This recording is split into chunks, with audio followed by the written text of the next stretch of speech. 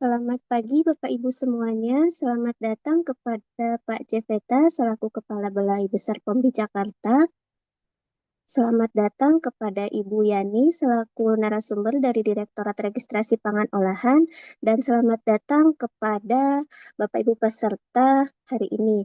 Mohon izin Bapak Ibu semuanya yang sudah hadir untuk tampilan nama di Zoom-nya bisa dilengkapi dengan UPT-nya Bapak Ibu. Kemudian mohon untuk dapat mengisi daftar hadir yang sudah disampaikan di kolom chat. Terima kasih.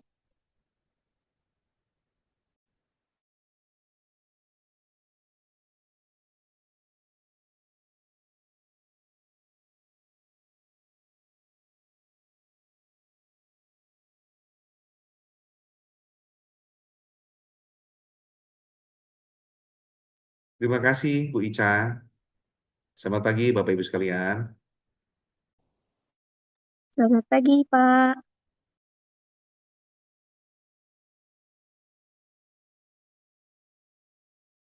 Kita mulai jam berapa? Izin, Pak. Sebentar lagi dimulai, Pak. Oke, baik. Kasih ya. Bersama Bapak. Iya. Bu Yani, terima kasih sudah berkenan jadi narasumber kami. Kasih Sama-sama juga Bu Pak, Amalia, Bu Heri, Bu sama-sama. Ana, Bapak Ibu sekalian. Bu Rini juga nih ada di sini. Bu Nini, Bu Neta, Bu Vivi, Bu Santi Sarah nih, teman saya, kolega saya dari Bogor. Bu Santi sehat, Bu. Ya Pak, sehat Pak. Iya. Di mana nih? Kayaknya di kantor nih. Iya Pak, kami mau ada ini apa? Lomba HUT-nya agak tertunda Pak, baru Oh bisa iya, iya, sekarang. iya. Wah, boleh juga tuh. Jadi Jumat bisa berlomba HUT nih, teman-teman. Teman-teman Jakarta. Tapi udah lewat ya, udah 21 Agustus nih. Lombatnya masih 28 Agustus kita. Kita lomba HUT-nya di Jakarta, Percetakan Negara banyaknya ya. Dan juga Bapak Ibu sekalian, dari Serang, Karawang, Bogor, dan Bapak Ibu sekalian yang ada di Zoom. Kita tunggu sebentar ya.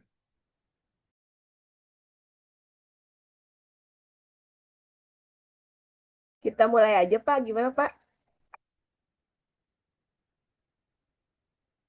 Silakan Bu, karena waktu Jumat kan biasanya pendek ya. Nanti dipotong itu lebih baik kita mulai on time saja agar nanti waktu kita tidak terbuang.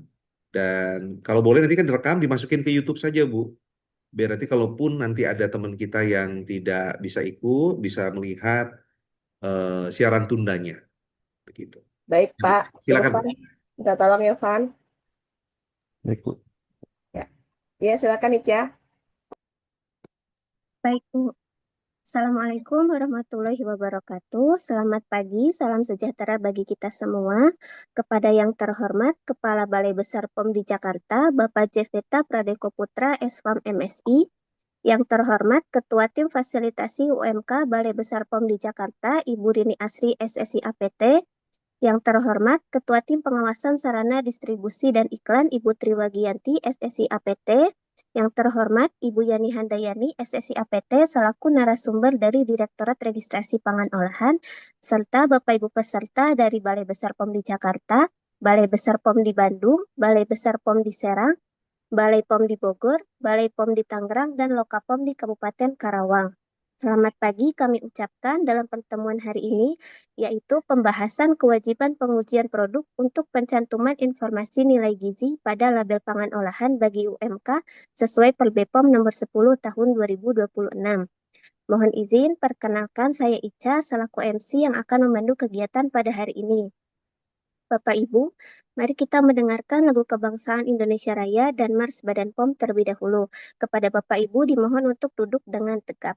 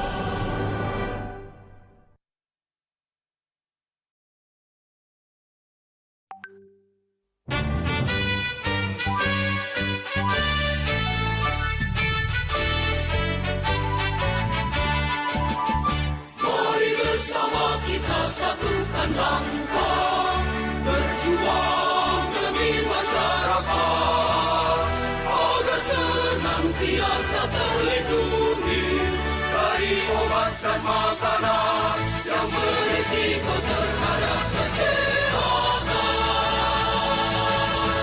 Badan POM tegakkan profesionalisme dengan integritas reformasi birokrasi menuju kiprah yang mendunia demi mewujudkan karya nyata berbudaya kerja profesional, kredibel, inovatif, dan cepat tanggap. Badan POM utamakan kerjasama.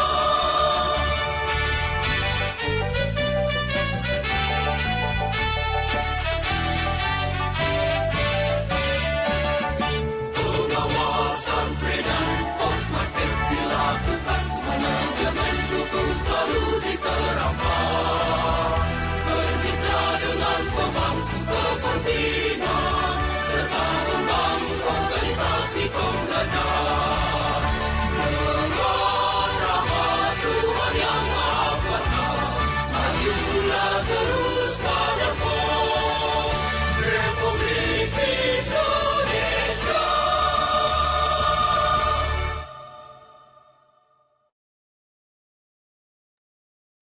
Baik, Bapak Ibu, sebelum memasuki kegiatan inti, mari kita berdoa terlebih dahulu untuk kelancaran hari ini. Berdoa sesuai agama dan kepercayaan masing-masing. Berdoa dipersilahkan.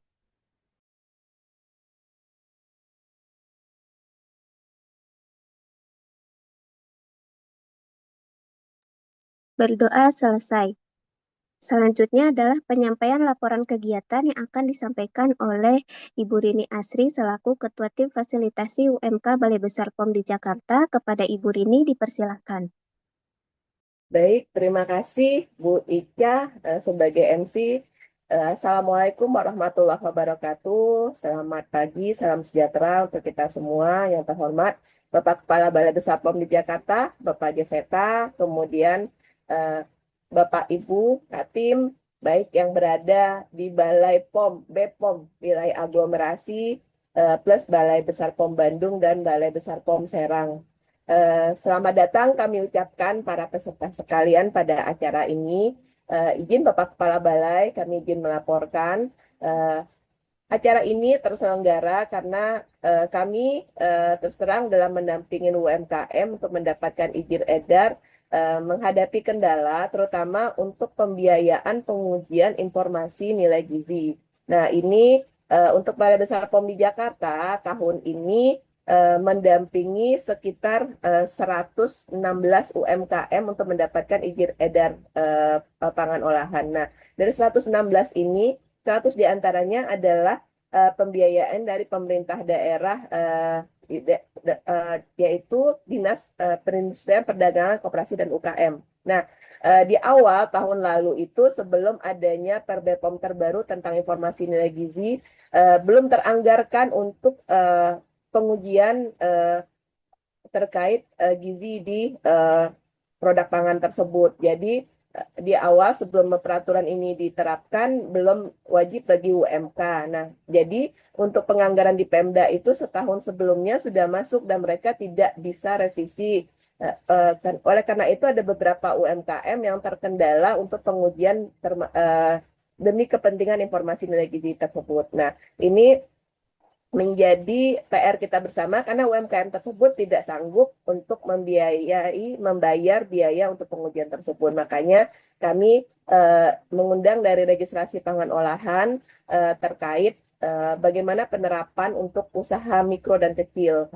Informasi yang kami dapatkan kecil itu wajib walaupun sudah ada di Perbepom misalnya tentang informasi nilai gizinya, tetapi yang mikro masih dibenarkan. Nah, ini seperti apa? Apakah tidak ada kebijakan dulu sampai akhir tahun ini untuk usaha mikro terhadap pencantuman informasi nilai gizi pada label yang efeknya adanya data pengujian untuk ini. Nah, terkait permasalahan inilah kami pengen disosialisasikan lagi oleh registrasi pangan olahan seperti apa dan bagaimana penerapannya, bagaimana langkah efektif kami ke depannya. Dan kami mengajak teman-teman wilayah aglomerasi yaitu Balai POM Bogor, Balai POM Tangerang, dan Balai Lokapom Karawang. Nah, karena sering terkait fasilitasi UMKM juga karena banyak sarana kami yang saling bersinggungan dan kami juga mengajak Balai Besar POM di Bandung dan Balai Besar POM di Serang yang mungkin tipikal untuk sarana fasilitasi masih sama dan menghadapi masalah yang sama. Mungkin demikian Pak Kepala Balai laporan kami. Mudah-mudahan acara ini berjalan dengan lancar. Mohon arahan Bapak lebih lanjut. Demikian saya akhiri. Salam sehat. Assalamualaikum warahmatullahi wabarakatuh. Waalaikumsalam warahmatullahi wabarakatuh.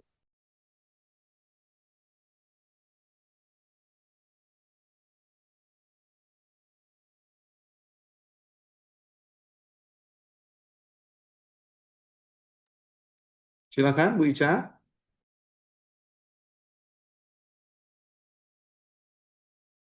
Ica kayaknya nge-freeze deh Pak. Oke, silakan. Habis ini agendanya apa, Bu? Ah, izin Pak, saya ambil langsung sebelum nanti Ica Ya. bisa bergabung lagi. Untuk Izin acara Ibu. selanjutnya adalah, oh udah bisa Cak, silakan Cak. Iya, tadi sinyalnya Bu, mohon maaf. Baik, terima kasih Ibu Rini atas laporan kegiatan yang disampaikan. Selanjutnya adalah sambutan dan arahan sekaligus pembuka kegiatan hari ini yang akan disampaikan oleh Kepala Balai Besar POM di Jakarta, Bapak Jeveta Pradeko Putra, SPAM MSI. Kepada Pak Jeveta, dipersilahkan.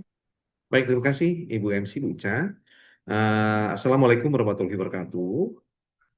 Om Swastiastu, Namo Buddhaya, salam kebajikan, salam sejahtera bagi kita semua. Yang saya hormati tentu Bapak Kepala Balai Besar POM di Bandung yang hari ini diwakili oleh tim dan Kepala Balai Besar POM di Serang beserta jajaran Tapi kayaknya diwakili oleh emang tim, kameranya Kepala Balai dibuka. POM Bogor yang diwakili oleh tim Bu Santi Sara, Kepala Lokapom Karawang yang diwakili oleh tim, dan serta juga narasumber Ibu Yani Handayani dari Direktorat Registrasi Pangan Olahan. Yang hari ini narasumbernya Bu Yani saja ya Bu Rin dan Bu Ica, betul ya? Iya, Ya betul Pak. Bapak. Ya, betul. Terima kasih Bu Yani berkenan hadir secara online bersama dengan kami semua, Bu. Baik, tentu yang pertama dan yang utama, marilah kita panjatkan puji dan syukur pada Tuhan Yang Maha Kuasa karena hari ini kita boleh berkumpul dalam Zoom atau secara daring untuk membahas kewajiban pengujian produk dalam pencantuman informasi nilai gizi pada label pangan olahan bagi UMKM. Dan juga setahu saya hari ini juga kita mau menyamakan persepsi ya Bu Rin tadi terkait kalau di dalam linknya itu implementasi per BPOM nomor 10. Ya betul ya, terkait dengan 10/2026 terkait dengan eh, label dan iklan gitu ya, informasi nilai gizi pada label pangan olahan. Informasi nilai gizi, lebih tepatnya tentang informasi nilai gizi pada label pangan olahan.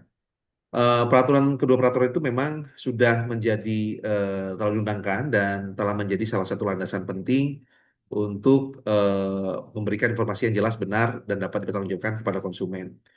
Nah, Bapak Ibu sekalian, ING memang bukan sekadar bagian dari label atau persyaratan administratif, tapi merupakan hak konsumen memperoleh informasi.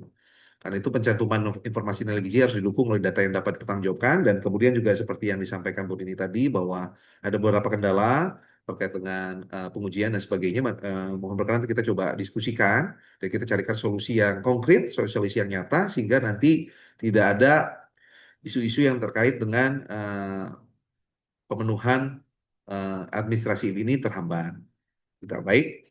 Namun demikian kita juga harus melihat persoalan ini secara utuh, khususnya dari perspektif UMKM, karena UMKM merupakan salah satu penggerak penting perekonomian nasional, baik itu menciptakan lapangan kerja, juga sumber inovasi bahkan, dan juga pertumbuhan ekonomi di berbagai daerah.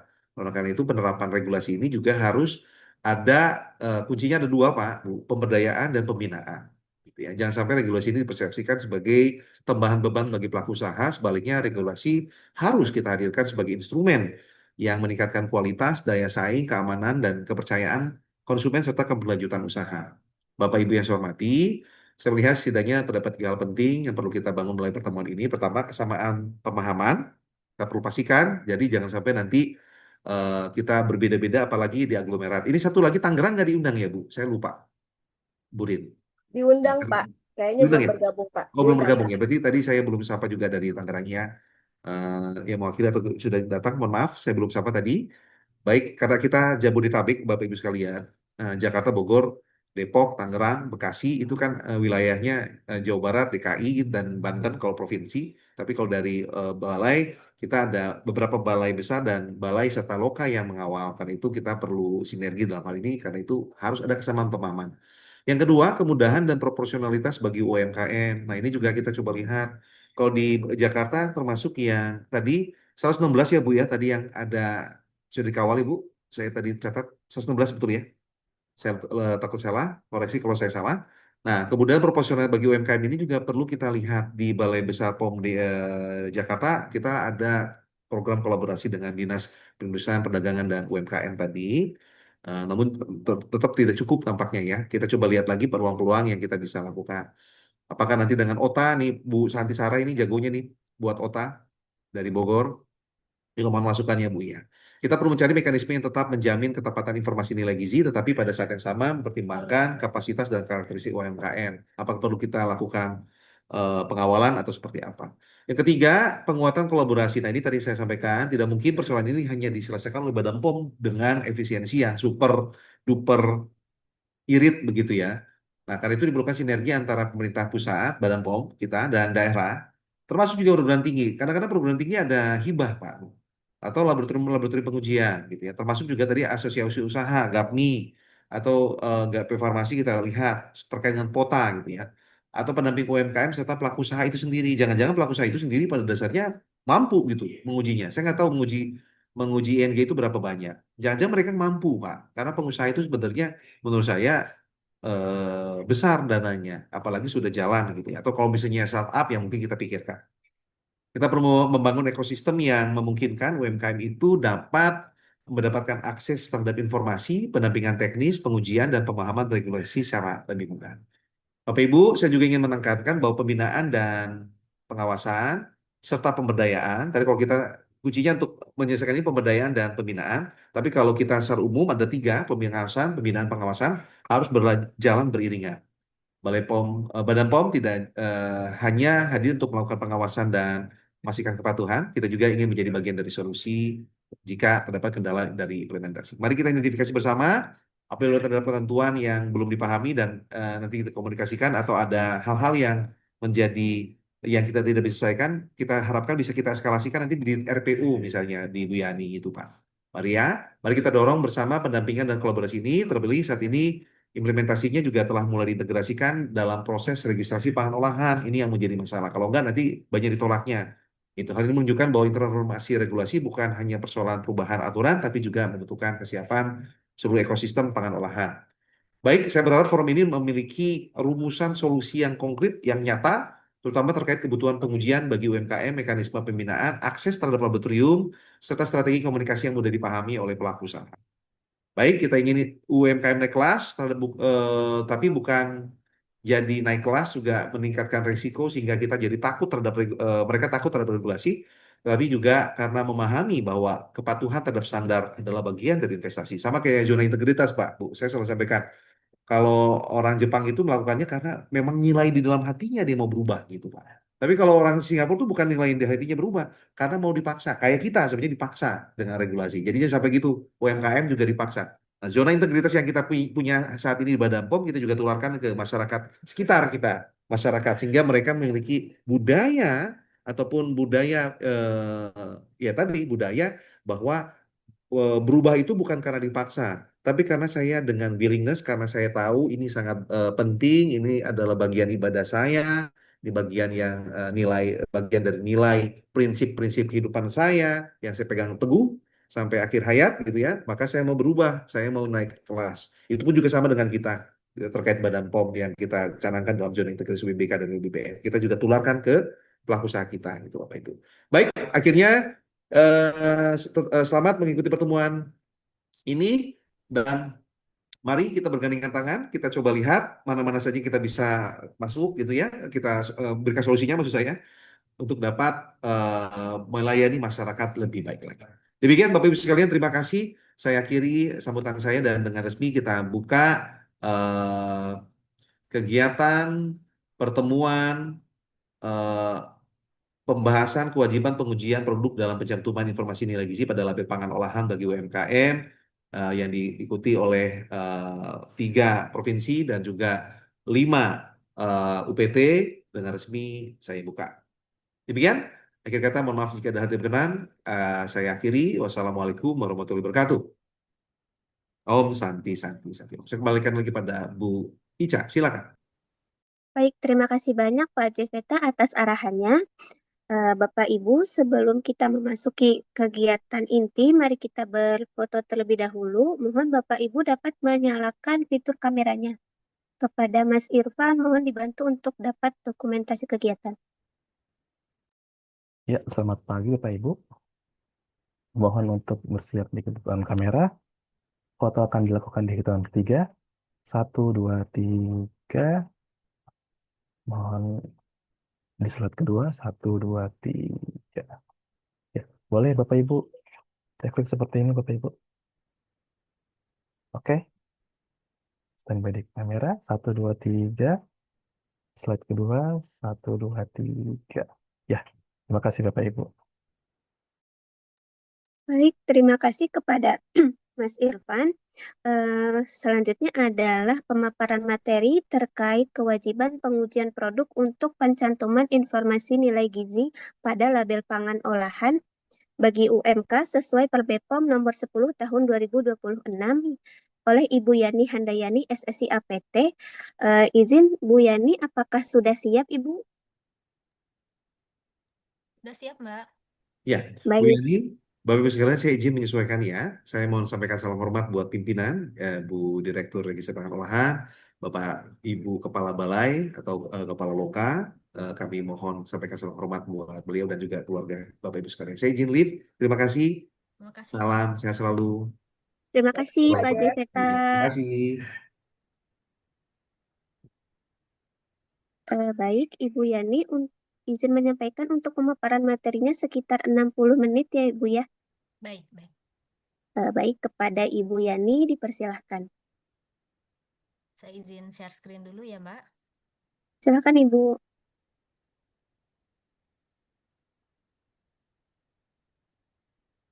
Sudah terlihat ya? Sudah Ibu.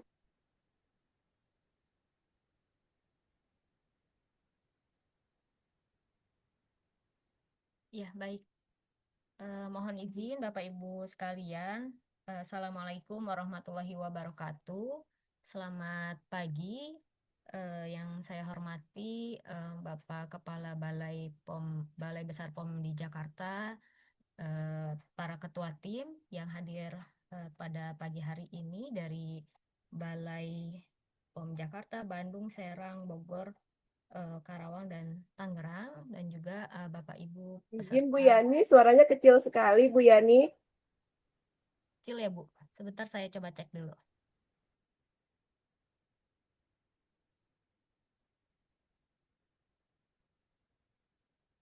Kalau sekarang sudah lebih jelas Bu? Sudah lebih jelas di saya. Bapak Ibu yang lain izin apakah sudah Sudah lebih jelas? jelas Bu Yani. Sudah better. Oh ya, baik. Baik, mohon izin kita mulai saja. Jadi kemarin saya ditugaskan untuk menyampaikan materi terkait dengan informasi nilai gizi. Ini isu yang sedang hangat ya Bapak Ibu sekalian, karena Perbepomnya ini baru diundangkan di bulan Juni ya, bulan Juni 2026, dan kemarin sosialisasinya baru-baru di awal Agustus ya kalau tidak salah, atau di akhir Juli ya.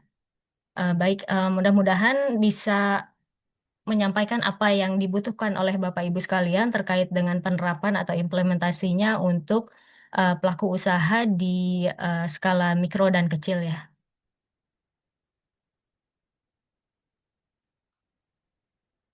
Nah, ini yang akan disampaikan materinya terkait dengan ING secara umum, kemudian juga ada informasi nilai gizi di bagian depan kemasan atau FOPNL ya, Front of Pack Nutrition Labeling.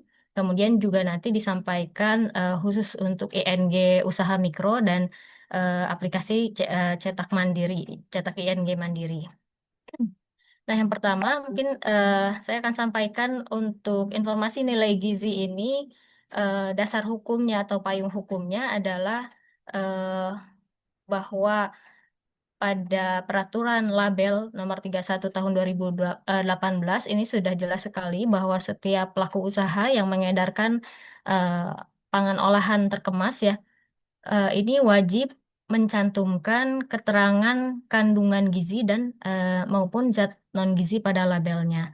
Nah, kemudian lebih detail lagi, peraturan yang mengatur untuk informasi nilai gizi ini dituangkan pada Per BPOM yang baru ya terakhir nomor 10 tahun 2026 untuk pencantuman ING dan juga FOPNL-nya.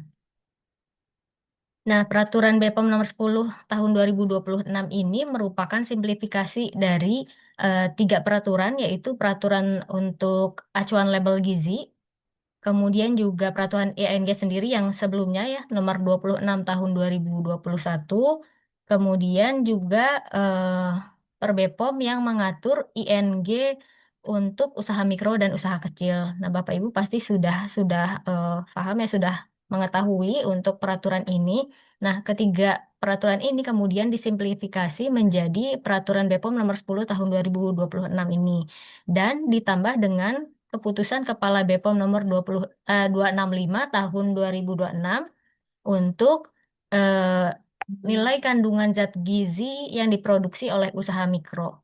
Ya, jadi nanti di apa BPOM nomor 16 ini dan ada satu lagi kemudian digabungkan atau diperbaharui menjadi KPK 265 ya.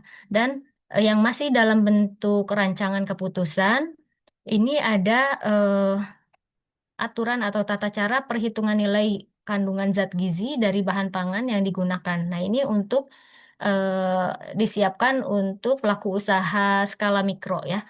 Eh, Jika tidak ada data dukung hasil analisa maupun tidak tercantum pada lampiran atau daftar jenis produk yang ada di KPK nomor 265 ini nanti akan disiapkan tata cara perhitungan nilai kandungannya berdasarkan eh, zat gizi dari bahan pangan. Baik, kemudian ini penjelasan terkait informasi nilai gizi sendiri ya. Bapak Ibu, informasi nilai gizi itu merupakan sarana komunikasi antara produsen dan konsumen untuk informasi kandungan gizi apa saja yang ada di dalam produk yang dijual atau as sold ya. Jadi kandungan gizi yang disampaikan itu bisa kandungan zat gizi maupun zat non gizi dengan format yang sudah dibakukan. Nah, pasti sudah familiar ya dengan format ini dan tabel ING ini sudah baku ya seperti ini, tidak bisa diubah-ubah atau dikreasikan dengan kreativitas atau inovasi yang lain. Jadi sudah baku seperti ini gitu ya. Nah, ING ini eh, dapat digunakan untuk membandingkan atau memilih makanan sesuai dengan kebutuhan gizi. Jadi di tabel ING ini ada informasi berapa jumlah persajiannya, kemudian juga berapa persen AKG-nya, sehingga konsumen itu nanti bisa membandingkan antara produk yang satu dengan produk yang lain, berapa pemenuhan proteinnya terhadap AKG-nya untuk produk yang satu dengan produk yang lainnya, seperti itu. Nah, ING ini sudah diberlakukan wajib ya. Berdasarkan Per BPOM nomor 10 tahun 2026, sudah diberlakukan wajib untuk seluruh pelaku usaha ya, baik skala besar sampai dengan skala mikro. Tapi nanti ada pengecualian untuk pelaku usaha skala mikro. Nah, jenis pangan yang diwajibkan itu maksudnya informasi nilai gizi ini berlaku untuk semua jenis pangan kecuali yang dicantumkan pada peraturan. Nah, yang dikecualikan itu adalah kopi bubuk, kopi instan, kopi celup, kopi dekafein, biji kopi, teh kering, dan seterusnya ya, AMDK, air soda, rempah-rempah, dan juga bahan tambahan pangan. Nah, ini nama-nama ini disesuaikan dengan yang tercantum pada kategori pangan. Misalnya teh kering ya sesuai dengan definisi yang di kategori pangan. Kalau misalnya teh celup kering, nah itu berarti tidak dikecualikan gitu. Jadi khusus untuk teh kering saja yang sesuai dengan yang ada di kategori pangan itu. Kemudian juga ING dilarang pencantumannya untuk minuman beralkohol. Nah, untuk komponennya sendiri dari tabel informasi nilai gizi, yang pertama adalah takaran saji ya, paling atas. Ini merupakan jumlah pangan olahan yang wajar dikonsumsi dalam satu kali makan. Nah, nanti takaran saji juga ada ketentuannya atau diatur berapa jumlahnya di dalam peraturan ini. Kemudian untuk jumlah sajian per kemasan, ini adalah jumlah takaran saji yang terdapat dalam satu kemasan pangan. Misalnya berat bersihnya 500, kemudian takaran sajinya ditetapkan 250 mili, maka menjadi 2 sajian per kemasan. Jadi berat bersih dibagi dengan takaran saji menjadi jumlah sajian per kemasannya. Kemudian yang ketiga adalah bagian jenis dan kandungan zat gizi dan non gizi. Di sini ada masih sama ya sebetulnya parameter yang diatur wajib dicantumkan pada tabel ING yaitu energi total, kemudian lemak total, lemak jenuh, protein, karbohidrat, gula dan garam, natrium. Nah, ini masih sama dengan peraturan yang sebelumnya. Kemudian juga ada informasi persen AKG yaitu persentasi kontribusi zat gizi dalam satu sajian produk. Ya.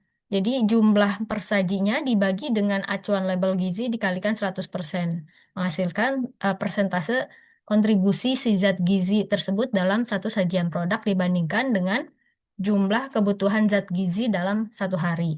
Ya. Kemudian di bawah ada bagian catatan kaki. Sebetulnya tidak ada perbedaan ya dengan peraturan sebelumnya untuk komponen atau dari segi format tabel ING-nya. Nah, nilai-nilai yang dicantumkan pada tabel informasi nilai gizi tadi itu diperoleh dari hasil analisa. Ya, hasil analisis laboratorium pemerintah atau laboratorium swasta yang terakreditasi. Itu untuk pangan impor di hasil analisis ini bisa disampaikan dari laboratorium negara asal yang telah terakreditasi atau laboratorium yang di Indonesia juga boleh ya, laboratorium swasta terakreditasi. Kemudian, nah ini untuk usaha mikro, pertama hasil atau nilai gizi yang disampaikan di tabel ING itu merupakan hasil analisa laboratorium. Jika terkendala, maka bisa mengecek pada nilai kandungan yang ada di PEPK BPOM 265 tadi ya. Jadi kalau misalnya ada di situ nilai kandungan zat gizinya, maka boleh dipakai kandungan zat gizi yang ada pada KEPK tersebut.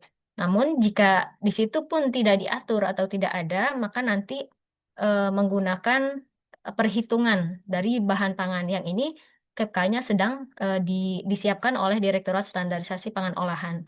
Jadi seperti itu Bapak Ibu untuk mikro pelaku usaha kecil, skala kecil. Nah, ini terkena kewajiban harus ada hasil analisa ya. Nah, yang dikecualikan di peraturan ini adalah untuk usaha mikro saja gitu. Nah, untuk format, ini juga masih sama dengan peraturan yang sebelumnya. Ada format vertikal, format tabular, dan format linear. Bisa dipilih dan disesuaikan dengan luas kemasan ya, luas label jika memungkinkan bisa vertikal, bisa dipilih yang vertikal, atau misalnya kemasannya terlalu kecil, bisa dipilih juga yang format lainnya yang sesuai. Berikutnya ini adalah penjelasan untuk takaran saji. Jadi di sini ada perbedaan dengan peraturan yang sebelumnya. Tabel ING ini harus dicantumkan per satu takaran saji. Nah, satu takaran sajinya harus didapatkan dari satu kemasan. Ya. Apabila isi bersih atau berat bersih masih berada pada nilai rentang takaran saji, maka isi bersih atau berat bersih ditetapkan sebagai takaran saji. Nah, untuk pembulatannya dibulatkan ke setengah terdekat. Nah, takaran saji ini sendiri, Bapak Ibu nanti bisa dicek di peraturan per BPOM 10 ini di bagian lampirannya sudah diatur takaran saji untuk beberapa kategori pangan ya. Eh, Jenis pangan susu cair misalnya ini diatur di 100 sampai 250 gitu. Jadi nanti eh, satu takaran sajinya ini didapatkan dari satu kemasan. Misalnya kemasannya 120, nah 120 itu masih berada di dalam rentang takaran saji, maka takaran sajinya adalah 120 atau satu kemasannya gitu. Nah, dikecualikan ya untuk jenis pangan yang tidak dicantumkan pertakaran saji itu untuk formula bayi, formula lanjutan, dan PKMK karena harus dicantumkan per 100 gram maupun per 100 kakal. Kemudian juga dikecualikan di pangan olahan antara dan pangan olahan fortifikasi ini dicantumkan per 100 gram atau per 100 mili. Dan juga untuk pangan olahan dengan berat bersih yang kurang dari satu takaran saji harus dicantumkan per kemasan. Nah, tetapi isi bersih atau berat bersih pangan olahan kurang dari takaran saji ini paling sedikit setengah dari nilai takaran saji terkecil. Ya, mudah-mudahan nggak bingung ya, Bapak Ibu. Jadi misalnya gini, kalau dia takaran sajinya diatur pada rentang 30 sampai 60 gram, maka berat bersih yang bisa didaftarkan itu adalah yang lebih dari setengah sajinya. Misalnya rentang takaran saji terkecilnya itu 30 gram, maka setengahnya adalah 15 gram. Jadi untuk ukuran 15 gram ini masih boleh didaftarkan. Lebih dari 15 gram sampai dengan 30 gram ini masih boleh didaftarkan dengan tabel ING yang menggunakan format perkemasan. Nah, ini maksudnya yang dimaksud pada poin 3 ini. Gitu. Jadi kalau berat bersihnya itu di bawah dari rentang takaran saji terkecil dan apa lebih dari setengah dari nilai takaran sajinya ini masih bisa didaftarkan dan pencantuman tabel ING-nya menggunakan format perkemasan seperti itu. Ya.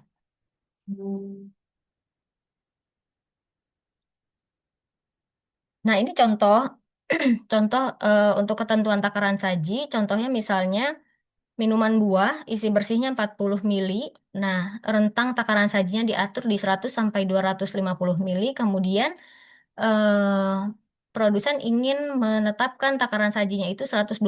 Nah, ini 120 kan masih di dalam rentang dan dianggap takaran sajinya 3 botol. Nah, apakah hal tersebut dibolehkan atau sesuai ketentuan? Nah, jawabannya ini tidak memenuhi ketentuan karena satu takaran saji tadi harus didapatkan dari satu kemasan. Kalau satu kemasannya 40 mili, ini kan berarti kurang dari setengah takaran saji terkecilnya gitu. Jadi tidak bisa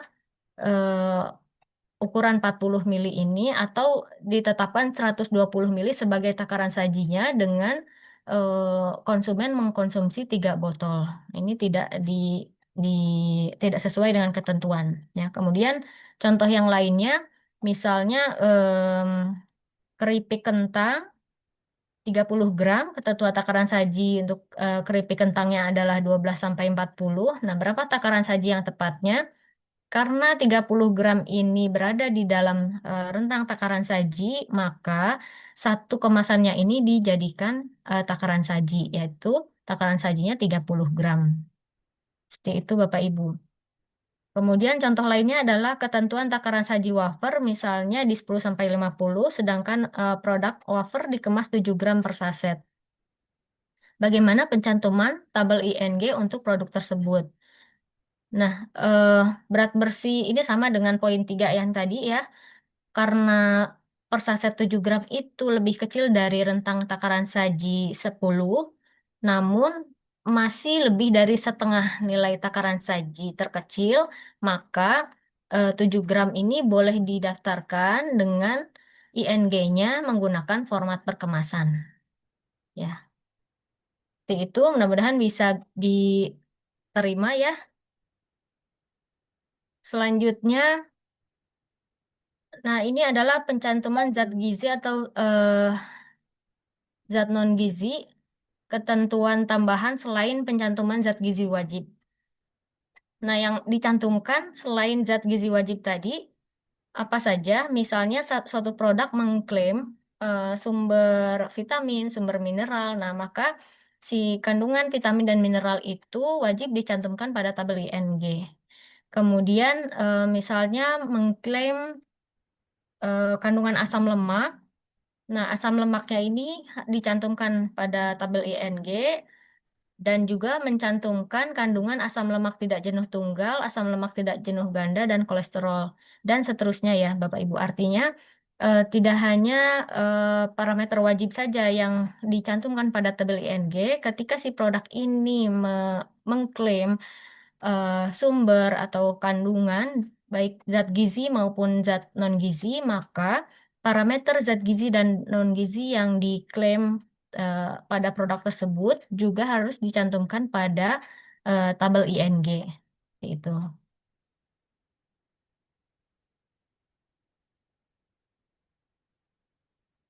Nah, pencantumannya untuk pembulatan ini ada perubahan ya, perbedaan dengan peraturan sebelumnya.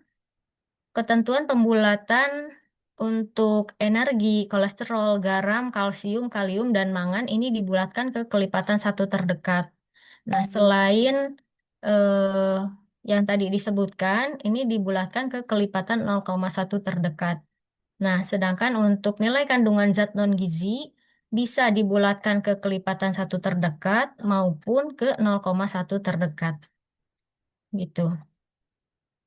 Nah, kandungan zat gizi yang ditetapkan dalam ALG selain vitamin dan mineral dicantumkan berupa jumlah dan persen AKG-nya. Untuk vitamin dan mineral yang dicantumkan itu adalah persentase AKG-nya saja. Ya.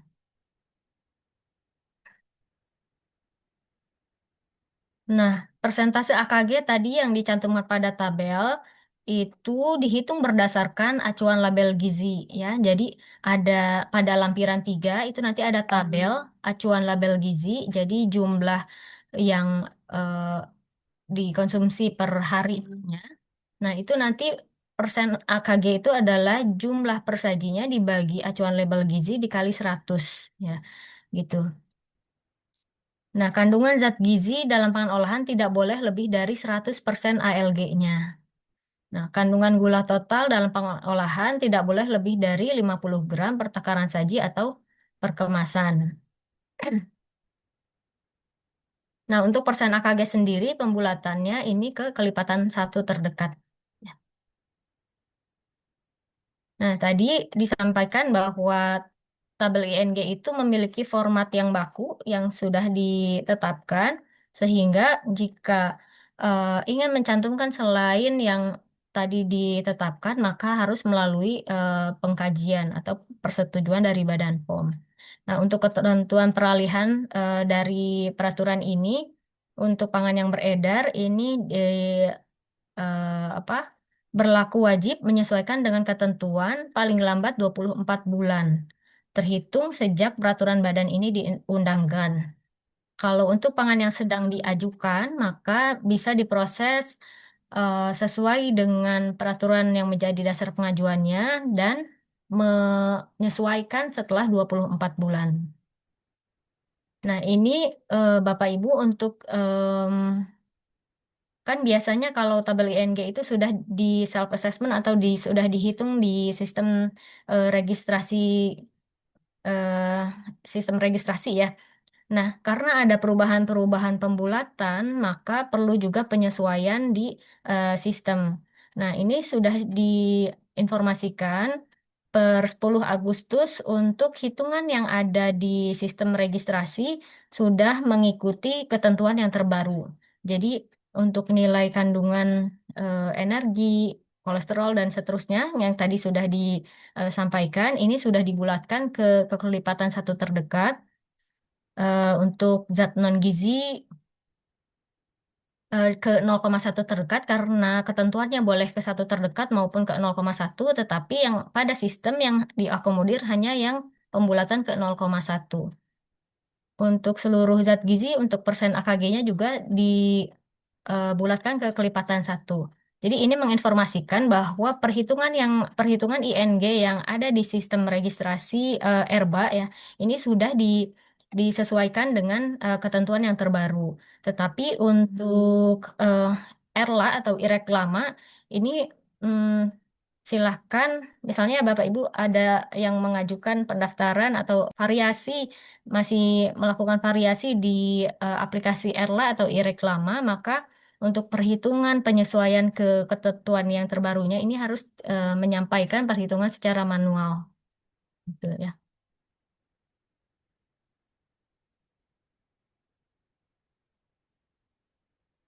Nah, ini kita mungkin sedikit dibahas karena em, penerapannya atau implementasinya ini masih sukarela ya untuk informasi nilai gizi yang ada di bagian kemasan atau FOPNL. Ini ada dua yaitu logo pilihan lebih sehat dan Nutri-Level. Nah, keduanya ini masih bersifat sukarela atau belum diwajibkan. Untuk Nutri-Level tadi eh, 12 bulan ya kalau nggak salah. Nanti ada next slide-nya. Nah, pertama untuk logo pilihan lebih sehat boleh dicantumkan dengan memenuhi kriteria profil gizi. Jadi di bagian eh, lampiran di peraturan itu ada persyaratan atau profil gizi yang harus dipenuhi ketika si produk tersebut ingin mencantumkan logo pilihan lebih sehat. Ya. Jadi profil gizi apa saja, yaitu kandungan maksimum dari gula, garam, lemak, kemudian juga kandungan minimum zat gizi positif seperti kalsium dan serat pangan. Nah, si logo pilihan lebih sehat ini sudah diatur di 23 kelompok pangan olahan yang sudah ditetapkan sesuai dengan daftar berikut. Kemudian ini adalah contoh eh, persyaratan profil gizi, misalnya pada es krim 17 termasuk es krim susu, es krim atau es krim es susu gitu ya. Nah, pada peraturan tersebut sudah ditetapkan profil gizi untuk gulanya maksimum 17 gram per 100 gram, lemak total maksimum 10 gram per 100 gram. Nah, gula di sini mencakup seluruh monosakarida dan disakarida tidak termasuk laktosa. Nah, tidak boleh menggunakan BTP pemanis baik penambahan maupun carry over.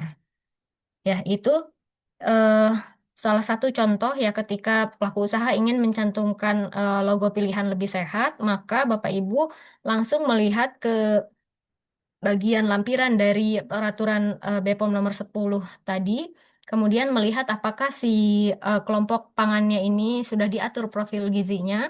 Jika sudah diatur, maka dilihat profil gizinya, apa saja yang dipersyaratkan.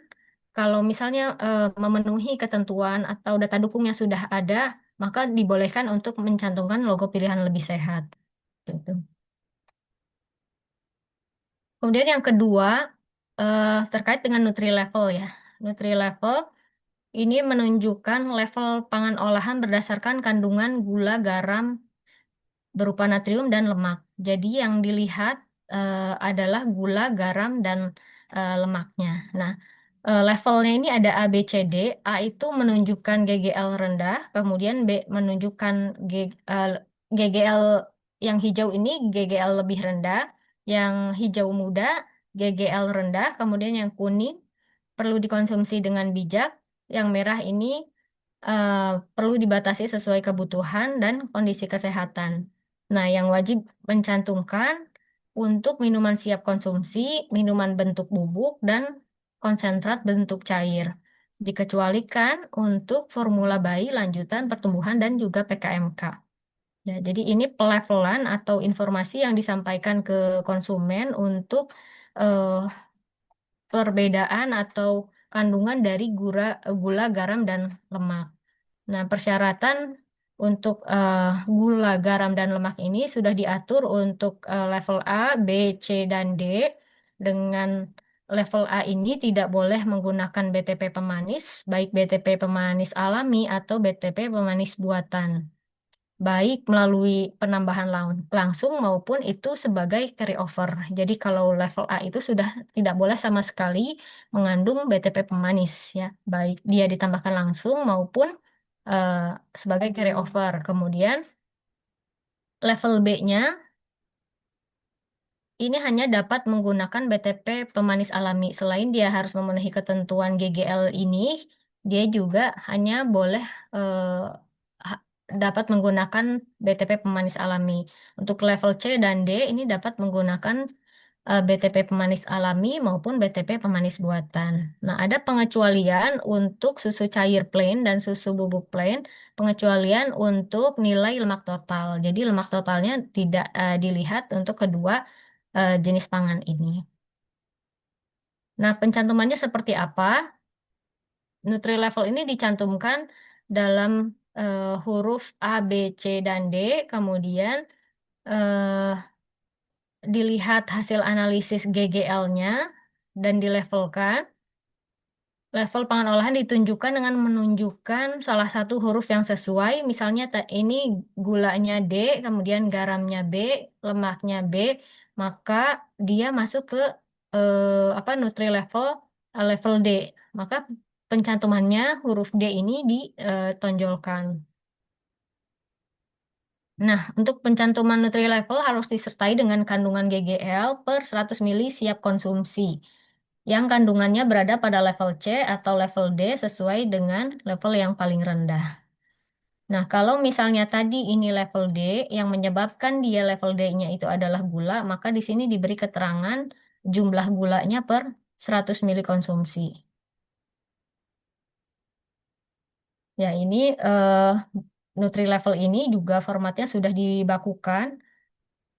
Nanti yang berubah hanya pada jumlah jumlah GGL yang menyebabkan dia berada pada level tertentu saja. Nah, formatnya ada versi lengkap dan juga versi sederhana. Jika kemasannya itu luas permukaannya kurang dari 30 cm persegi, maka bisa menggunakan level sederhana dengan mencantumkan eh, apa level yang sesuainya saja gitu, tidak mencantumkan ke 4 level tersebut. Nah, tapi ketentuan pencantuman Nutri Level ini dilaksanakan setelah 24 bulan terhitung sejak peraturan badan ini diundangkan. Jadi, Bapak Ibu untuk sekarang kita cut off-nya di 3 Agustus ya. Jadi, registrasi yang masuk setelah 3 Agustus itu sudah dikenakan ketentuan peraturan ING yang baru. Namun untuk Nutri Level ini baru diimplementasikan atau diwajibkan setelah 24 bulan gitu.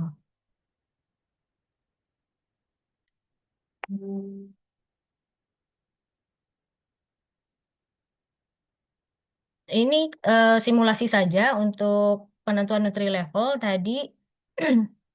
Jadi dilihat kandungan gula, lemak, dan juga garam tadi masuk ke level mana, kemudian ditentukan Nutri Level yang paling rendahnya. Misalnya contohnya di sini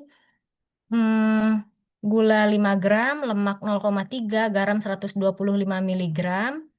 Kemudian produknya tidak menggunakan BTP pemanis, maka levelnya adalah karena gula ini masuk di level B 5 gram ya.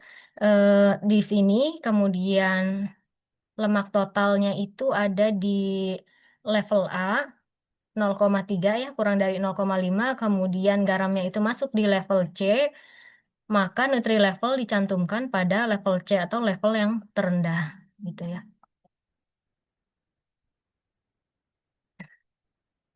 Nah, ini contoh perhitungan untuk apa perhitungan karena tadi Nutri Level itu harus dihitung per 100 mili konsumsi, maka ada konversi dari berapa jumlah per 100 gramnya, kemudian dihitung berapa gram gula, garam, dan lemak itu dalam 100 milinya, gitu ya. 100 milinya, kemudian dari situ ditetapkan dia masuk level apa, dan disimpulkan atau diambil level yang terendahnya. Nah, ini contoh saja untuk pencantuman Nutri levelnya.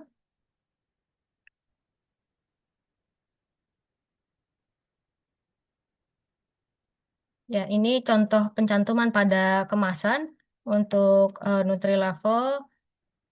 dicantumkan di bagian utama ya, bagian yang mudah dilihat. Untuk level A berarti A-nya yang ditonjolkan, B-nya yang ditonjolkan dan seterusnya. Untuk C dan D ini disebutkan nilai yang menyebabkan dia masuk ke level tersebut. Baik, mudah-mudahan sampai situ bisa dipahami ya Bapak Ibu. Kemudian saya akan masuk ke ING untuk usaha mikro ya. Nah, untuk usaha mikro sendiri di sini didefinisikan atau memiliki kriteria modal usahanya maksimal 1 miliar rupiah dan memiliki hasil penjualan tahunan maksimal 2 miliar rupiah. Nah, jadi perubahan yang ada di usaha mikro ini dari Perbepom 16 yang mengatur 42 jenis UMK, kemudian juga di KEPK yang mengatur 121 jenis pangan UMK. Nah, ini disimplifikasi ke KEPK 265 tadi ya. Menjadi ada 465 jenis pangan yang diproduksi usaha mikro yang wajib mencantumkan ING gitu. Jadi kalau ada pada eh, 460 salah satu ya dalam 465 jenis pangan di KEPK tersebut, maka boleh menggunakan nilai kandungan yang ada pada KEPK tersebut gitu. Tidak perlu menyampaikan hasil analisa untuk usaha mikro ya. Tetapi kalau misalnya di sini pun tidak ada hasil analisa pun tidak bisa dilakukan, maka untuk sekarang implementasinya masih dibolehkan tidak mencantumkan tabel ING untuk usaha mikro. Itu sampai nanti ada rancangan atau ada KEPK Bepom yang mengatur tata cara perhitungan kandungan gizi dari bahan baku. Ya, yang tadi sedang disiapkan oleh SPO gitu.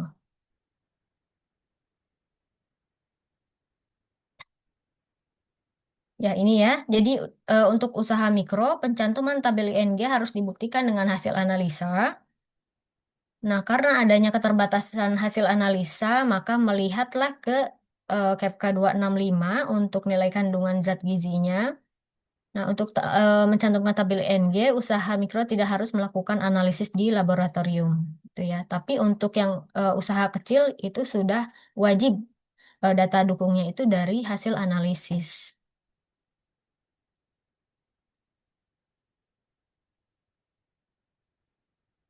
Ya, ini masih sama ya, nilai kandungan pangan olahan yang diproduksi oleh usaha mikro untuk 465 jenis tadi yang dari KEPK.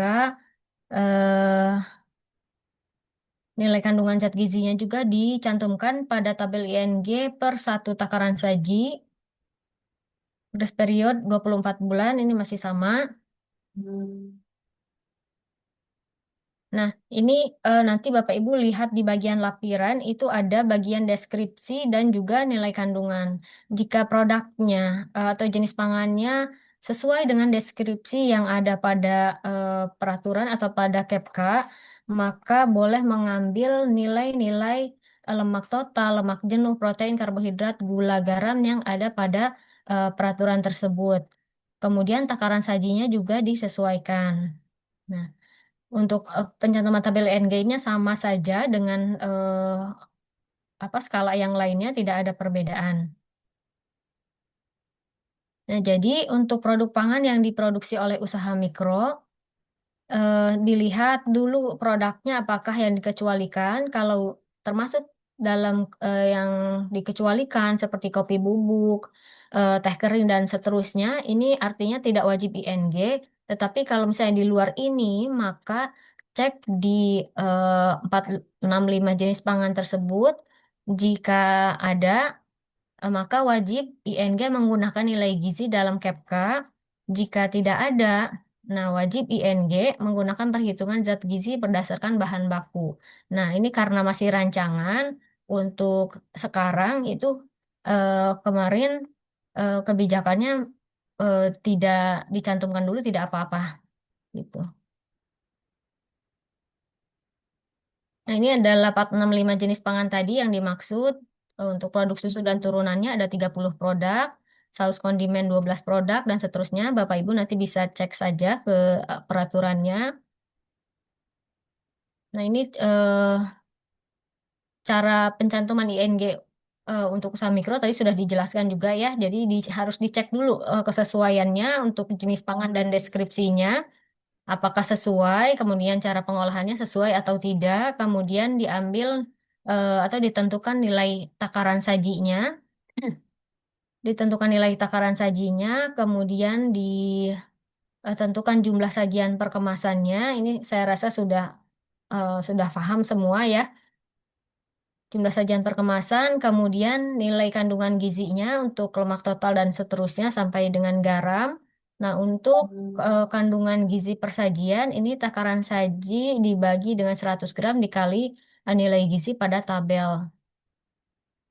Kemudian persen AKG-nya dihitung dengan nilai zat gizi per takaran saji dibagi ALG dikali 100%. Nah, ini cara perhitungannya, tetapi sebetulnya di sistem kita sudah diakomodir atau dibantu ya perhitungannya.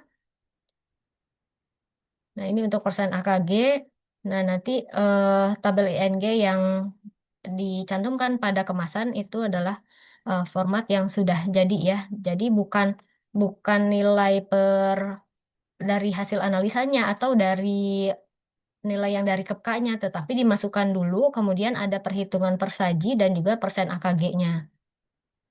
Nah, kalau dari sistem ini Bapak Ibu kan pasti sudah familiar ya dengan tampilan dari sistem registrasi kita untuk perhitungan informasi nilai gizi. Di sini nanti ada informasi takaran saji sesuai dengan inputan, kemudian nanti nilai lemak total di input dari kalau tadi ada di 45 jenis itu, maka masukkan di sini akan masuk ke sini di hasil analisa ini ya.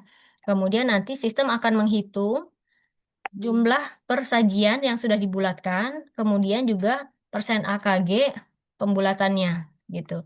Nah, nanti yang akan eh, masuk di tabel ING itu adalah yang ini.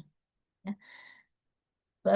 Jumlah persajian yang sudah dibulatkan dan juga persen AKG yang sudah dibulatkan, yaitu. Nah, SPO itu juga sudah menyiapkan ya Bapak Ibu pasti juga sudah tahu informasinya eh, sepertinya sudah disesuaikan untuk pembulatannya juga gitu karena di di awal Agustus itu juga disampaikan sedang disiapkan ya. Sepertinya kalau untuk sekarang ini sudah pembulatannya sudah disesuaikan dengan peraturan yang terbaru ya. Jadi di cetak ING Mandiri yang disiapkan oleh SPO di tabel gizi.pom.go.id, Bapak Ibu juga bisa memanfaatkan ini ya untuk menghitung ING sekaligus mencetak ING-nya. Jadi nanti eh, dimasukkan deskripsinya, kemudian nilai kandungannya, hasil analisanya ya berdasarkan hasil eh, nilai kandungan yang ada pada KEPKA, kemudian nanti berapa takaran sajinya, berapa berat bersihnya, kemudian nanti akan dihitungkan dan dibuatkan tabel ING-nya sesuai dengan format dan bisa langsung diunduh seperti itu. Nah, untuk formatnya nanti juga bisa dipilih ada format vertikal, format tabular maupun linear. Silahkan disesuaikan saja. Ya, mungkin itu eh, yang bisa saya sampaikan, Bapak Ibu. Silakan jika nanti ada yang perlu didiskusikan. Baik, terima kasih banyak kepada Ibu Yani atas pemaparan materinya. Silakan Bapak Ibu, jika ada yang ingin ditanyakan bisa raise hand atau bisa disampaikan di kolom chat.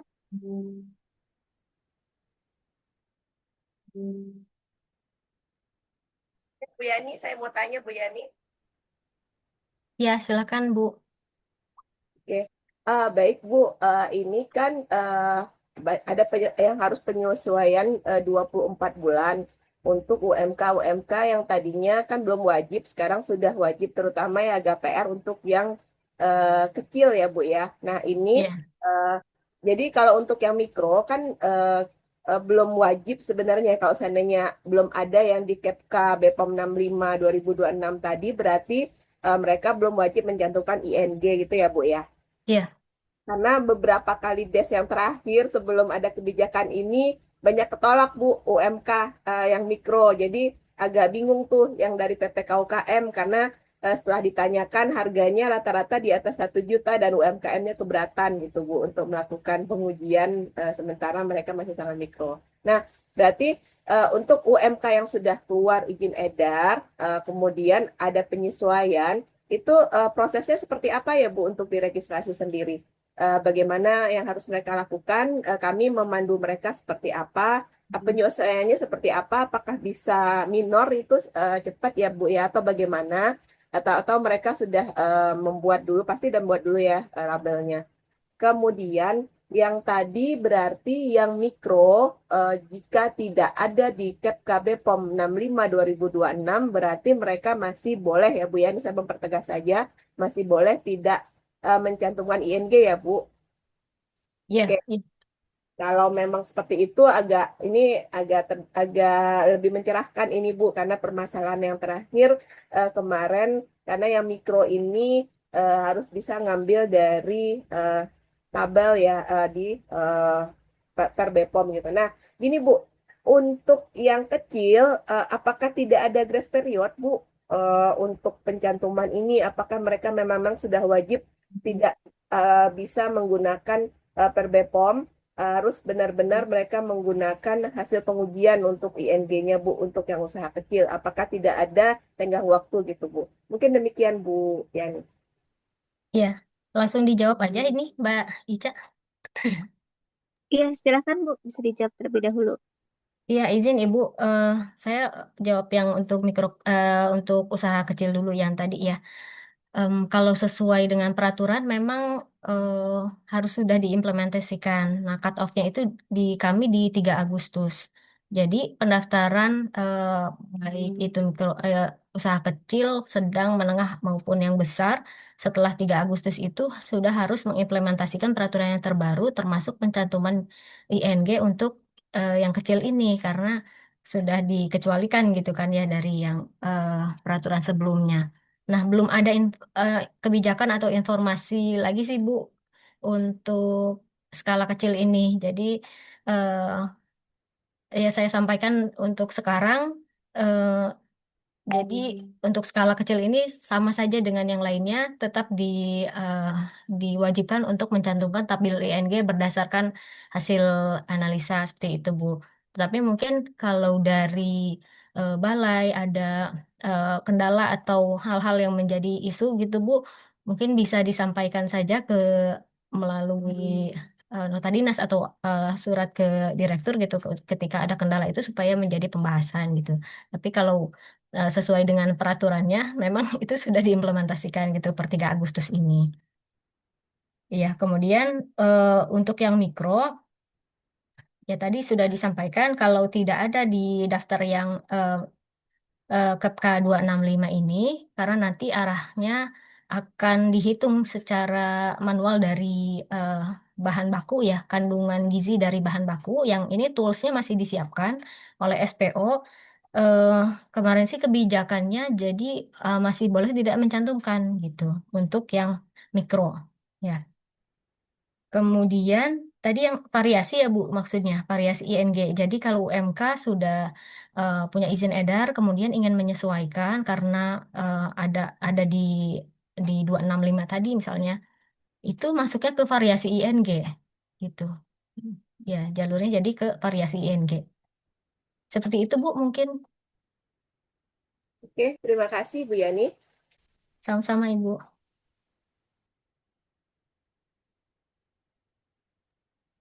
Silahkan kepada Bapak Ibu peserta yang lain, jika ada yang ditanyakan dari Balai Besar POM di Jakarta atau dari Balai Besar POM di Bandung, Balai Besar POM di Serang, Balai POM di Bogor, Balai POM di Tangerang, dan Loka POM di Karawang, silahkan jika ada yang ingin dikonfirmasi lebih lanjut.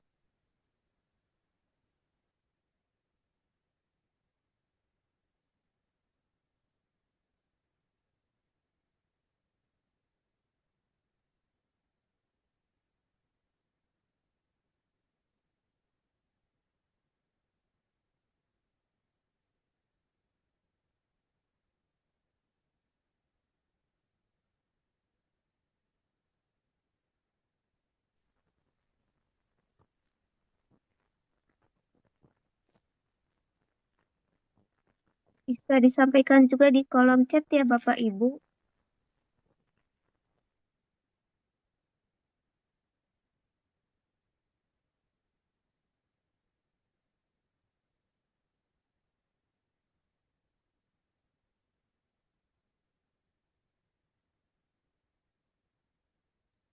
Izin Ibu Yani, ada pertanyaan di kolom chat dari Ibu Sena Lokapom Karawang. Apakah peraturan tersebut berlaku juga dengan ILTP mikro kecil?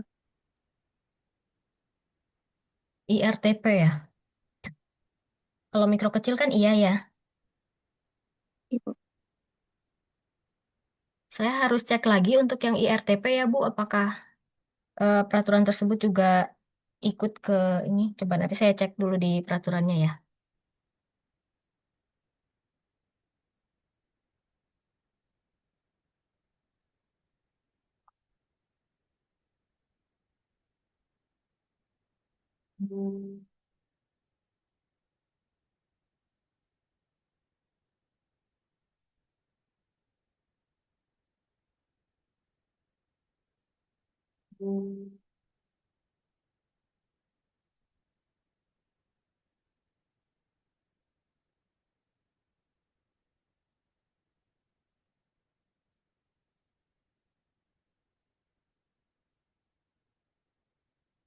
Kalau di bab 6 ketentuan peralihan ini, di ayat 3-nya disebutkan perizinan berusaha untuk menunjang kegiatan usaha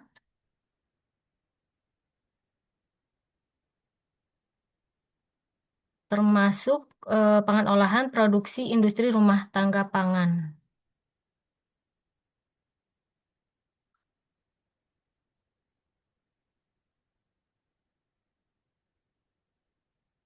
Iya, termasuk juga IRTP ya, Bu.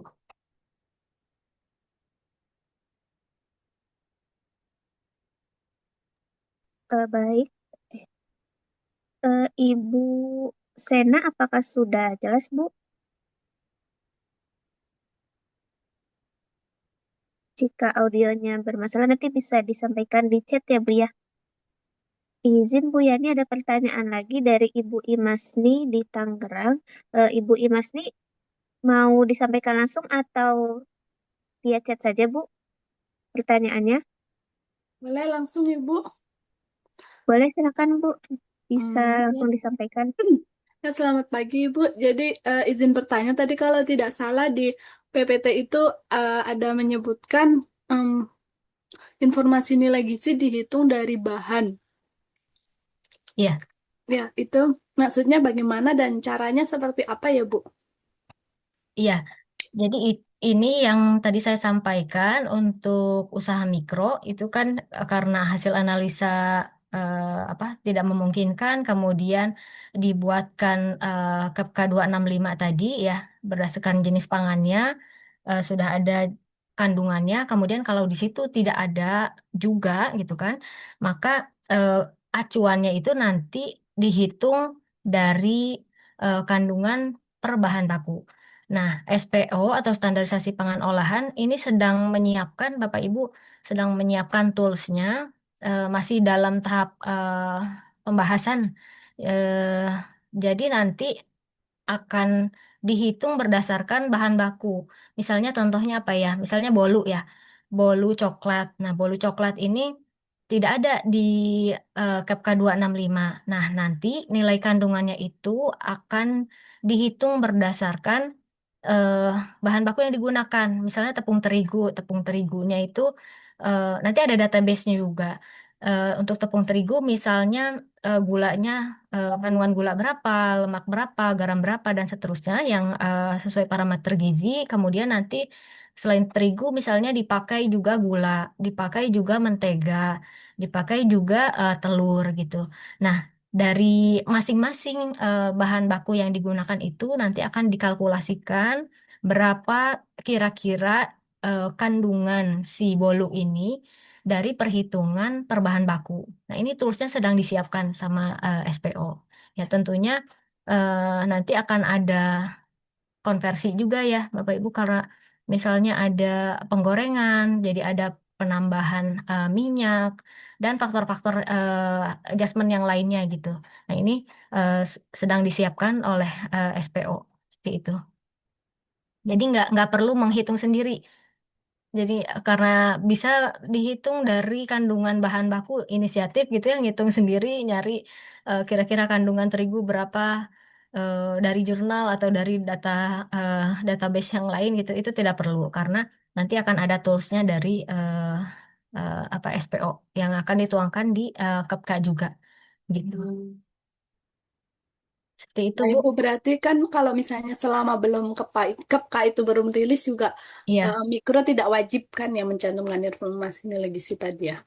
Iya, informasinya begitu Bu, karena apa sampai nanti tools itu ada, baru diberlakukan wajib untuk yang mikro, ya. Baik Ibu, terima kasih. Sudah cukup. Baik, terima kasih. Ibu Imas dan Ibu Yani, izin ada pertanyaan lagi Bu di kolom chat dari Ibu Nur Mukaromah dari Tangerang. Silahkan Ibu, apakah akan disampaikan langsung pertanyaannya atau via chat saja? Baik, Ibu, izin boleh secara langsung. Silahkan Ibu. Sebelumnya terima kasih Ibu atas kesempatannya. Saya izin bertanya, mohon maaf karena terlambat gabung, jadi mungkin ada beberapa saya yang terlewat. Saya mau menanyakan untuk perhitungan Nutri Level, Ibu. Jadi Ya, kalau di peraturan kan disampaikan untuk pengujiannya diujikan per 100 ml, begitu ya Bu ya. ya. Jika sampelnya itu berupa padat atau bubuk itu bagaimana Bu untuk perhitungannya? Mohon penjelasannya. Terima kasih Ibu. Iya, Bu. Jadi untuk Nutri Level ini persyaratannya kan tadi per 100 mili konsumsi ya. Jadi kalau misalnya produknya itu berupa bubuk, berupa padatan ya minuman serbuk. Nah, si kandungan gizinya itu harus dikonversi dulu ke per 100 milinya. Sebetulnya tadi ada contoh perhitungannya. Coba saya share lagi ya. Untuk Nutri Level. Nah, ini contohnya kayak gini, Bu. Misalnya konsentrat minuman rasa berbentuk bubuk ya. Dia kandungan gulanya 40 gram per 100 gram. Nah, takaran sajinya 20 gram. Dilarutkan di 180 mili. Jadi kita harus hitung dulu berapa di dalam per 100 mili konsumsinya, berapa gula, berapa lemak total, dan berapa garamnya. Gitu. Nanti materinya saya share ya, saya kirim ke Bu Vivi. Bisa dilihat lagi. Nah, perhitungannya jadi em, untuk kandungan gizi per 100 milinya ini berarti dihitung dari kandungan gizi per 100 gram dikali dengan takaran saji. Takaran sajinya 20 gram, kemudian dibagi dengan volume akhir. Volume akhirnya karena dia dilarutkan dengan 180 mili, maka volume akhirnya itu eh, 20 gram ditambah 180 mili. Gitu. Jadi dibagi 200 mili. Maka didapatkan nilai kandungan gula, garam, lemak per 100 milinya. Nah, ini yang dibandingkan ke persyaratan. Itu, Bu. Ya, misalnya contohnya, jadi gulanya 4 gram per 100 mili. Kita bandingkan di sini. 4 gram itu masuk di level mana? Masuk di level B. Ya, antara 0,5 sampai 6. Kemudian garamnya 100 miligram per 100 mili. Maka garamnya itu masuk di level B juga. Gitu. Lemaknya 0,4 gram. 0,4 gram berarti masuk di level A. Oleh karena itu, kesimpulannya untuk nutri levelnya berarti masuk di level B, level terendahnya gitu. Seperti itu, Bu. Oke. Baik Ibu, terima kasih atas penjelasannya. Nah, sama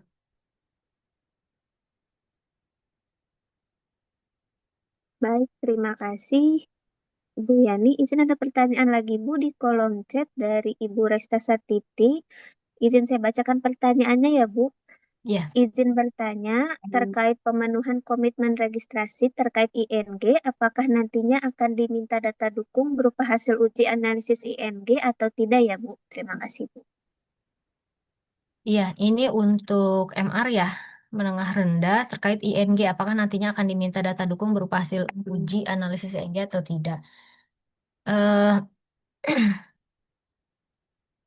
selama ini kan juga diminta ya Bu ketika maksudnya ketentuannya sama sama dengan risiko yang lain, MR maupun tinggi.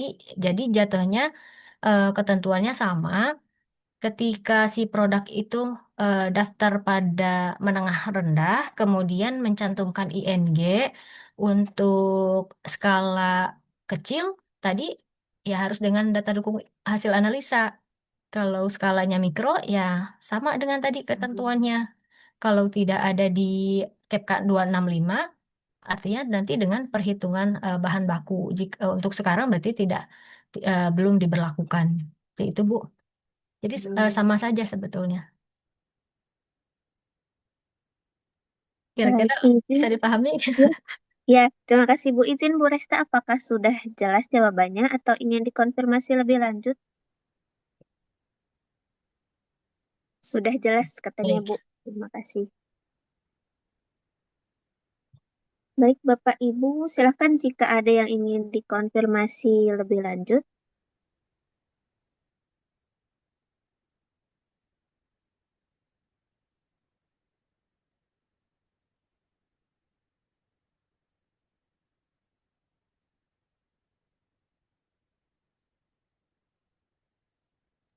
Mungkin dari Bogor, Bandung, Serang, dan Karawang, silakan jika ada yang ingin ditanyakan.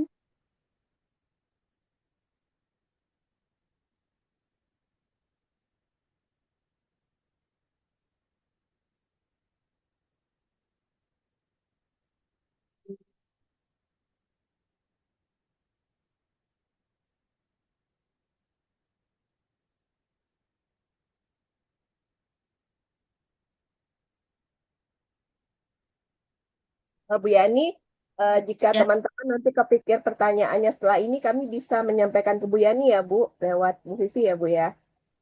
iya boleh Bu, silakan Bu. Nah, karena ini tanggal 24 nanti kita ada des ya, Bu.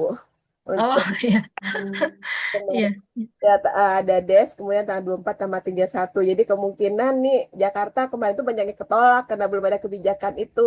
Jadi Mm-mm. yang mikro udah kebingungan mereka mau nguji kemana gitu. Dan sementara dari Pemda belum ada slot anggarannya. Nah ini tadi barusan juga saya tektokan satu wilayah utara. Ternyata mikro tuh 12, dia ada 13 yang ditolak kemarin dari RPO. Kemudian ternyata 12-nya mikro, saya aman berarti ya Bu ya. Kalau mereka nggak punya anggaran untuk pengujian, berarti kalau tidak ada di Perbepom, mereka tidak wajib mencantumkan ING ya Bu ya, di label produknya ya Bu ya. Iya, iya Bu. Jadi dipastikan aja tidak ada di situ, Heeh. kemudian nanti disampaikan di Oke, detilognya bahwa tidak ada di list itu ya. oke. Tapi Berarti nanti saya coba pastikan lagi ya Bu ya. ya. Terkait ini nanti saya pastikan lagi. Oke, kami minta infonya ya Bu, karena di DES nanti kami akan ngundang nih mereka yang semua yang kemarin ketolak. Kalau seandainya Iya, belum ada kepastian, percuma juga kami undang, nggak bakal bisa selesai juga gitu. iya. Terus PR-nya cuma satu yang kecil ini, ada beberapa sih yang kecil. Ini yang nanti PR-nya saya bisa diskusikan dengan Kepala Balai, apakah Mm. memungkinkan untuk ditarik fasilitasinya pengujian dari Balai sendiri. Nanti kalau seandainya nggak banyak sih mungkin ya, tapi kalau banyak kan kita anggarannya juga Yang iya Bu, banyak Tante Epi. iya betul betul. Iya. Kalau yang kecil itu menguji sendiri keberatan juga ya Bu? Keberatan mereka Bu. Sebenarnya kadang-kadang mereka kategorinya kecil itu gara-gara ada merek usaha kayaknya. Jadi dia tidak split usaha masing-masing gitu. Kalau dilihat dari eh, apa Hmm. kat- dari usahanya sebenarnya usahanya mikro, tapi karena ada modal lain gitu yang berputar di sana sehingga ketika bikin NIB mereka kategorinya kecil gitu Bu. Hmm. Mungkin ada kesalahan juga, tapi pas merevisi udah nggak memungkinkan. Tapi kategori yang muncul adalah kecil gitu Bu. Rata-rata banyaknya memang mikro sih karena kan batasannya eh, di bawah 1 miliar di luar tanah dan bangunan kan Bu. Jadi sebenarnya rata-rata sekarang Iya. banyak UMK itu di kecil kecuali udah agak ini ya banyaknya di mikro ya di mikro rata-rata. Nanti kami coba diskusikan lagi ya Bu. Iya, Mudah-mudahan ada kebijakan untuk yang mikro ini. Mungkin jumlahnya nggak banyak sih. iya, iya. Siap Bu, siap. Nanti saya pastikan lagi juga ya. Ya, kami mohon infonya ya Bu Yani. Ya, insya Allah nanti disampaikan ke Bu Vivi ya. Ya, ya. Baik, Bapak Ibu, jika sudah tidak ada yang ingin ditanyakan, di kolom chat juga sudah tidak ada lagi yang bertanya. Nanti jika baru terfikirkan bisa disampaikan ke kami yang ada di Jakarta nanti atau mungkin bisa langsung ke Ibu Yani ya Bu ya, kalau sudah tersambung dengan Ibu dari balai lain gitu. Mungkin kita kumpulkan aja, Cak. Baik. Oh ya, baik. Nanti bisa disampaikan ke kami ya, Bapak Ibu kan yang aglomerasi ada grup aglomerasi, nanti bisa disampaikan di situ. Nanti kami bantu sampaikan ke Ibu Yani begitu. Kalau nggak dibuat ini aja linknya, Mbak. Oh, bikin. Link, nanti pertanyaannya apa, nanti Oh ya, baik. saya jawab dari link itu. Karena nggak Baik semua nanti. masuk grup aglomerasi, Cak. Serang nggak Oh masuk. iya, iya betul. Baik, nanti kami siapkan linknya ya Bapak Ibu. Nanti akan kami sampaikan linknya. Nanti pertanyaannya yang baru terfikirkan gitu bisa disampaikan di link tersebut. Sekali lagi kami sampaikan terima kasih kepada Ibu Yani atas pemaparan materinya. Kita beri tepuk tangan online dulu ya Bapak Ibu. Silahkan diberikan reaksinya. Terima kasih Bapak Ibu. Ya, izin ini ada, ya ini ada ini di chat dari Ibu Diani di Serang. Silakan Ibu jika ingin menyampaikan langsung. Terima kasih Iya. Mbak Ica. Sebenarnya memang kayaknya perlu diperdalam ya, maksudnya mungkin juga tadi teman-teman juga belum ada yang nanya juga ya soal ini, dan teman sertifikasi juga belum ada yang dari Telkom. Memang eh, kalau ini kan pakai nanti yang mikro kan berarti ngikutin kalau ada di KEPKA yang 465 berarti wajib, tapi kalau yang belum kan masih ada waktu apa namanya untuk menyesuaikan lagi. Cuma memang kalau tadi di KI semangatnya mungkin udah banyak ya, apa UMK yang didampingi kan banyak ya, jadinya memastikan mereka sesuai sehingga pengawasan post marketnya nggak jadi horor gitu ya, maksudnya teman-teman sertifikat.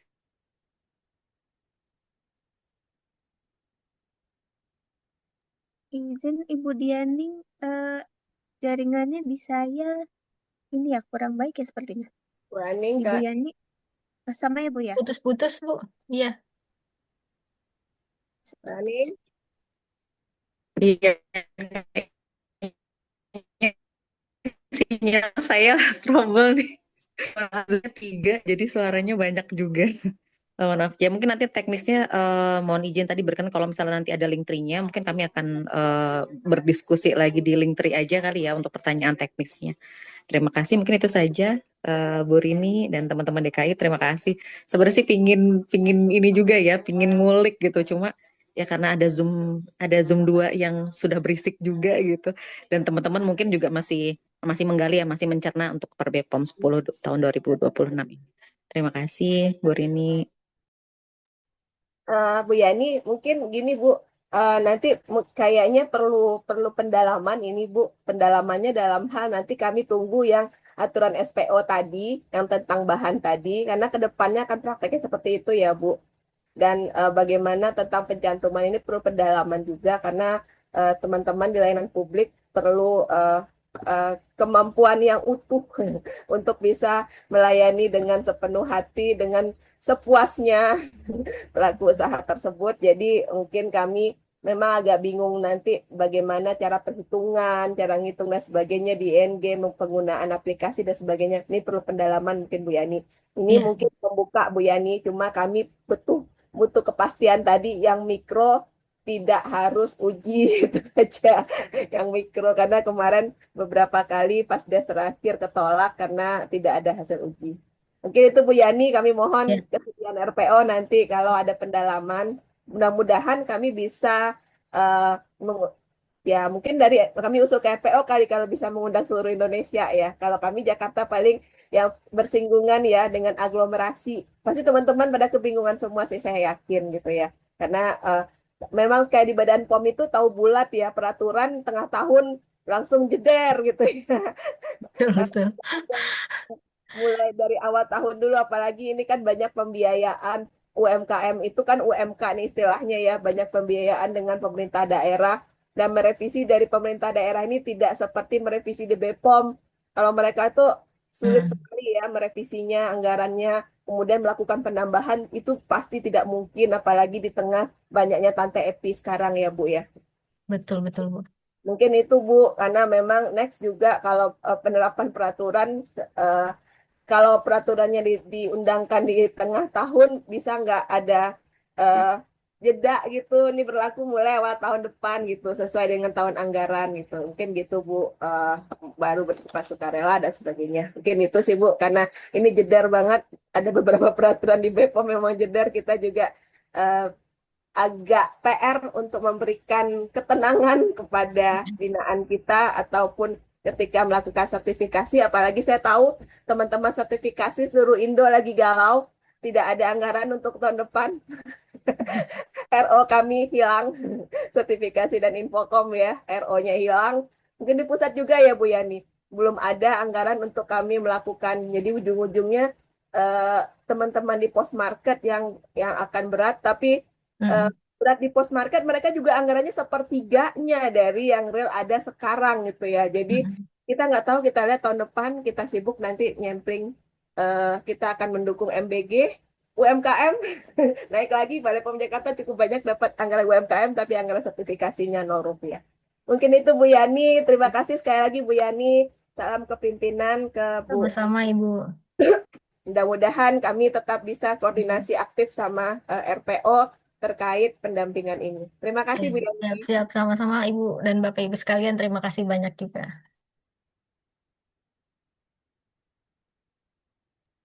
Baik, Bapak Ibu, terakhir jika ada ingin bertanya lagi, mungkin boleh langsung untuk linknya, link untuk pertanyaan sudah kami kirimkan di kolom chat, jadi silakan nanti Bapak Ibu jika ada pertanyaan susulan bisa disampaikan melalui link yang sudah kami sampaikan.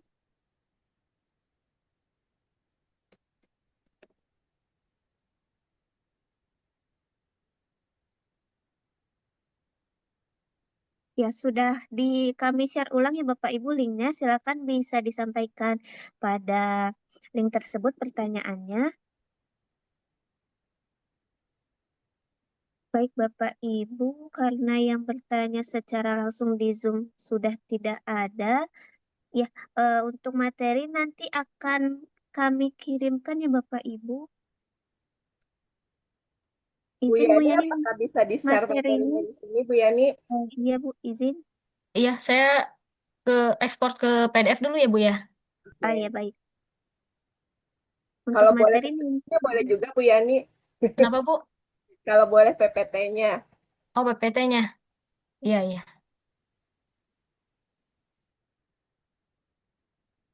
Baik, Bapak Ibu, untuk linknya silahkan sudah bisa dibuka. Dan untuk materinya nanti akan di-share oleh Ibu Yani ya Bapak Ibu. Oke, Bapak Ibu, terima kasih banyak untuk antusiasnya hari ini. Eh, untuk penutupan, silahkan kepada Ibu Rini untuk menyampaikan penutupan. Bapak nggak ada ya, Cak? Oh ya, tadi Bapak ada Zoom lainnya. Saya rasa cukup Bapak Ibu sekalian. Assalamualaikum warahmatullahi wabarakatuh. Terima kasih sekali lagi Bu Yani ya dan tim RPO yang telah memfasilitasi untuk diskusi kita pada 2 jam ini, Bapak Ibu sekalian. Terima kasih atas kehadirannya juga teman-teman di Balai Besar POM Bandung, Balai Besar POM Serang, Balai POM Bogor, Balai POM Tangerang, dan Lokapom Tasikmalaya. Mudah-mudahan kolaborasi dan kerjasama erat di antara kita juga nanti akan bisa kita tularkan ke teman-teman balai lainnya di luar wilayah aglomerasi. Terima kasih teman-teman sekalian. Salam hormat buat pimpinan. Mohon maaf kalau ada penyampaian ataupun pelaksanaan yang kurang berkenan dan kurang memuaskan dan kurang pada tempatnya. Mudah-mudahan next kita bikin acara yang lebih better lagi. yang lebih to the point. Kemudian ada beberapa kasus-kasus yang mesti memang harus kita bicarakan bersama di forum antar kita petugas Balai POM. Terima kasih sekali lagi Bu Yani. Sekali lagi mohon maaf. Salam sehat, salam sukses buat semuanya. Assalamualaikum warahmatullahi wabarakatuh. Waalaikumsalam warahmatullahi wabarakatuh. Terima kasih Bu Rini, Mbak Ica. Terima kasih Bu Rini. Izin Bapak Ibu untuk materinya sudah di-share oleh Bu Yani ya di kolom chat, silahkan bisa di-download. Kemudian mengingatkan kembali Bapak Ibu yang belum mengisi daftar hadir, bisa diisi daftar hadirnya ada di kolom chat. Silakan bisa di-download terlebih dahulu untuk materinya dan juga linknya ya Bapak Ibu, link untuk mengajukan pertanyaan sebelum meninggalkan Zoom nanti. Oke, baik Bapak Ibu, kita sudah berada di penghujung acara. Kami ucapkan terima kasih banyak atas kerjasamanya sehingga acara dapat berlangsung dengan lancar. Sekali lagi kita beri tepuk tangan untuk kegiatan hari ini Bapak Ibu, untuk Bu Yani, Bu Rini, dan Bapak Ibu semuanya. Silahkan reaksinya Bapak Ibu. Izin live ya, Mbak. Ini saya selaku MC, mohon maaf jika terdapat kata atau perbuatan yang tidak berkenan kepada Bapak Ibu semuanya. Silakan dapat melanjutkan aktivitasnya. Akhir kata, wassalamualaikum warahmatullahi wabarakatuh. Waalaikumsalam warahmatullahi wabarakatuh. Izin live, Ibu. Waalaikumsalam warahmatullahi wabarakatuh. Terima Silakan kasih Ibu, Mbak terima Ica, kasih. Ibu Rini.